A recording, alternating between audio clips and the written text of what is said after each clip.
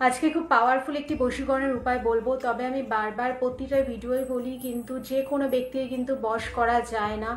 যেই ব্যক্তিকে আপনি বশ করতে চাইছেন সেই ব্যক্তির সাথে আপনার চেনা জানা হতে লাগবে, বা আগে পরে কথা বলেছেন বা রিলেশন ছিল এখন নেই, সেই সব ক্ষেত্রে আপনারা এই উপায়গুলো করলে কিন্তু 100% রেজাল্ট পাবেন।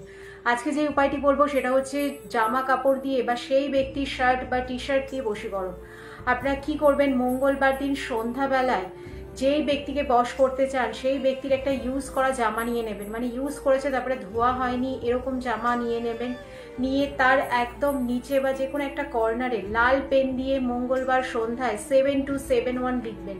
লিখে সেই জামাটা আবার ভাঁজ করে বা সেই জামা কাপড়টা যেটা ইউজ মানে আপনারা করছেন যেটার উপর কাজ সেটা আবার ভাঁজ করে সেই জায়গায় রেখে দিন, যাতে সেই ব্যক্তি কিন্তু সেটা ইউজ করে, সেই মানে শার্ট টি শার্ট বা যার উপর আপনারা কাজটা করেছেন সেটা যেন ইউজ করে। আর যখন নাম্বারটা লিখবেন তখন সেই ব্যক্তির মুখটা মনে মনে স্মরণ করবেন।